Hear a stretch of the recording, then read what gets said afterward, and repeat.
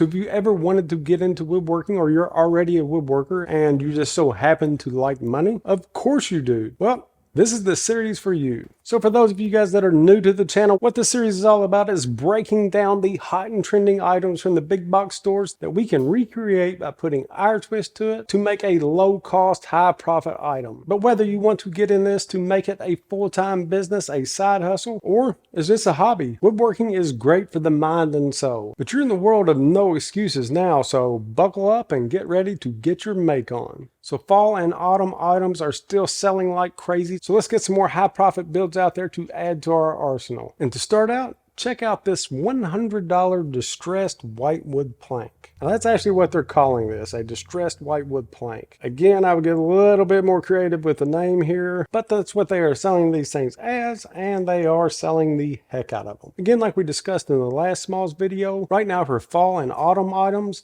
Primitive Americana and Rustic is in. And that's exactly what you're looking at here. So where this look comes from is that this is the way that they used to make old doors. So let's say like old vent doors in a tobacco barn. Or it could even be the style of an old gate that's on the back of a wagon. If you turn it sideways, kind of looks like an old shutter. So this was a primitive style of joinery. You're just taking small wood and attaching it to big wood to make it stick together. Now, I'm not saying decrease your quality whenever you're making something like this. You want everything to hold up. Even though they were using super basic joinery back then, there's still tons of this stuff around, which means they did a pretty good job. All right, I'm not going to call this a whitewood plank anymore because it's not a plank. I'm going to call this a sign because that's the intent for it in this situation. So this whitewood sign is 3/4 of an inch thick. Now that's total including the backboard, 40 inches long and 16 inches high. So they didn't even use full thickness wood for this because it was just going to be hanging on the wall. This material is all 3/8 of an inch thick. But if I were making these to mass produce, I'm not going to be firing up a bandsaw, ripping anything down. I'm going to use material that I can get for cheap. So in this case, either pallet wood, fence pickets, or furring strips will work great. Now yes, you could use 1x4 material to make this, but it would take 2 boards and they're $4.80 a piece. Or you could use furring strips, exact same width, exact same length, except they're only $2.10 a piece. So let's say that we're going to go with the 4-inch furring strips, which actually several years ago, it's what I made the shutters out of for my house, and they're still there and look great. But anyway, we're going to take our 2 furring strips. We're going to cut these down into 2 40-inch lengths. So by doing that, that's going to leave us an extra 16 inches on each one of the boards.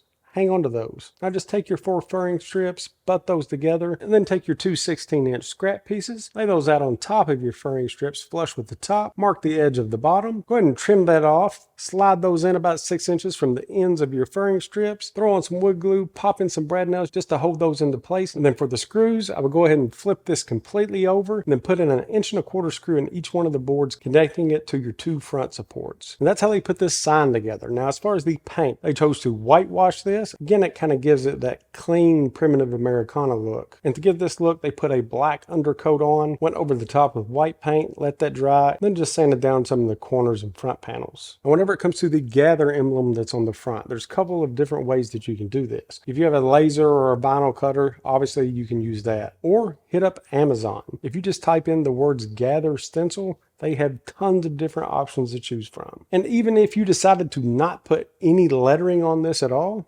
it looks pretty cool just by itself. But also keep this design in mind for other holidays, other seasons, and other builds, because it's pretty cool and dirt cheap to make. Again, they want $100 for this thing, and you can make it for less than $5. All right, so this next one is actually one of my favorite items that I've ever covered. We've talked about this one before. It was in just a little bit of a different style. But again, whenever you see repeat seasons of the same type of items, it means that they sold a ton of them in the previous year. And that's these little 4x4 owls. For some reason, people love owls, including myself, and these things are super simple and awesome. And here's a little fun fact about how much I actually love owls is, if you haven't noticed, I have a few tattoos, and at the bottom of my forearms, I have owls. So besides these 2, I actually have 2 more hiding out in different styles. But to get back to the project, people love these things and they're super simple to make. So obviously we're going to start with a 4x4. It can be an old 4x4 like this one, or it can be a brand new one. Doesn't matter, the end product will turn out great. And if you've noticed,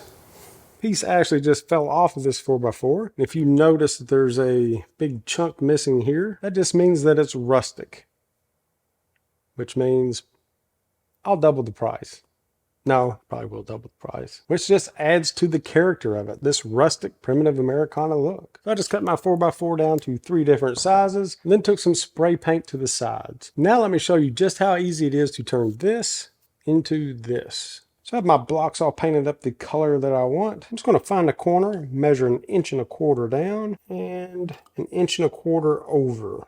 Flip it over and do the exact same thing for this opposite side. So now I have the center of my eyes. Now as far as drilling these eyes out, what's going to work best? It's going to be 1.5 inches Forstner bit. Forstner bit.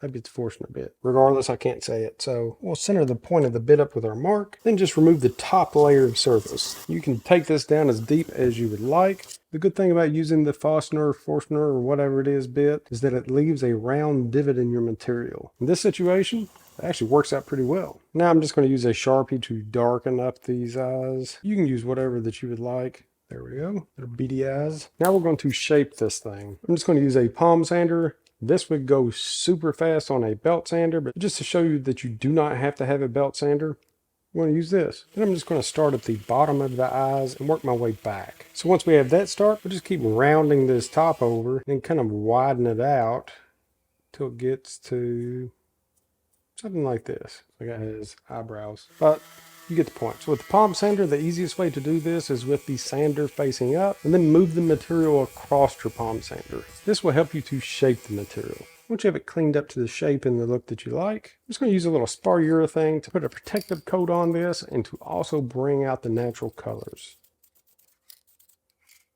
And here's looking at you. And it's literally that simple to make these things. I'll end up making a set of 3, and I'll probably sell these for $50 a set. It honestly doesn't get much easier than this, except for this next one. So if you've made it this far in the video, make sure to hit the subscribe button. And if you like these types of videos, please make sure to hit the like button. It's the only way that I'm going to know that I need to keep making these. So some of you all may remember a few videos back where I talked about how a landscaping timber is a super good price, kind of like a fence picket. Because in most cases, these things are right around 3 inches thick. Then with the curves, they're at least 3.5 inches wide. So with that in mind, check this out. So what do these primitive looking white pumpkins look like to you? To me, with the rounded sides and flat fronts, they're landscaping timbers with a piece of dowel rod sticking out the front. So to prove my point, I made these like literally 5 minutes ago. Like I just made these. I still have the paint on my hands, but it was so simple, so fast, and so cheap to make. And again, I just threw this together. You could take your time and make these things look even better. But I just started off cutting these at 4, 6, and 8 inches. A light black base coat on all of these, then went over it with a vintage white spray paint. And that dried in about 5 minutes. I lightly hit it with some sandpaper, giving me this look. So now that you're seeing this and this, definitely landscaping timbers. We're taking advantage of these round edges and these rough sawn faces and have created a new product. The only thing that I do not like is the dowel rod that's sticking out of the top. The rest of this is supposed to look really primitive, and then we have this new dowel sticking out. I just went outside and picked up a stick and put those on top. And I will guarantee you, if you have a tree in your yard, if you go outside and look underneath of it, you're going to find a stick. Pick that stick up and use it for your stems. Threw a little grass string around the tops, and since an 8-foot landscaping timber is only $5, I'm only using 18 inches of material to make the whole set. I can make 5 sets of these for $5. So for $1, you can make this entire set. So you're looking at least a $25 set here. So what's the margins on that? So like I said, in the last one that we covered, it couldn't get much easier. That is easier. So I take that back. You can't get much easier than this. So like I mentioned in this last video, the good thing about this primitive rustic look that is in is that most of the time it's pretty simple to make. So this next one may not be as easy as the last one, but it's pretty easy. Check it out. So this is a rustic white pumpkin set from the old Target, or Target for non-fancy people. So the Target is wanting $25 for the set of 3. Well, you may be thinking that's not too bad, but this is only 1x4 material, and we can make this entire set for under $2. So the heights for these 3 different pieces, including the stems, are going to be 6.5, 9, and 12 inches. So if you're going to make this, go ahead and get a 1x4, or you could use a 1x4 furring strip, which would bring your price down to less than $1 a set. But Regardless of what you decide to use, the process is still going to be the same. Go ahead and cut all of your pieces to length. Now, as far as the stem goes, it looks like it's a couple of inches high. You're going to have to get creative. Let's start off with a piece of cardboard and just kind of draw this out. Once you get the look that you like, cut it out, and then use it to trace onto each one of your boards. Once you get that on there, take a jigsaw with a scroll blade and make these cuts. Once you have your stems cut, the painting is going to be up to you. Now you can do these in a couple of different styles. Like I said, they use 3/4 inch material. This would look just as good with a 2x4 with the edges cut off so that it's perfectly square, and probably be a little bit cheaper. As far as decorating this up, there's a ton of different things that you can do. They just use some jute cord or some twine just around the top, and they put these little orange beads going down the side. You can pick up those wooden beads for next to nothing on Amazon. And then the base plaques, you can pick those up at dirt cheap at Hobby Lobby or off of Amazon in this shape with the print already on them. They are wanting $25 a set. Not a bad price at all. If it were me, I would just dress this up just a little bit more, lean heavy on the handmade marketing aspect of it, and with a profit margin like this, sell as many of them as you can. And for this next one, we have another super simple build that they are getting a lot of money out of. And it's these $78 candy corns. Okay, so I'm going to give them a little credit here. They've taken the most disgusting candy on earth and actually made a decoration out of it. I can almost feel the waxy taste in my mouth just by looking at these things. So they're actually pretty cool. So if you think that there is another candy that's more disgusting than candy corn, let me know. Let's start the comment with the word candy corn. Again, this is going to confuse the comment warriors, and it'll let me know who to respond to first. So back on track here, $78 for this set of 3. Everything is 1.5 inches thick. What's that tell you?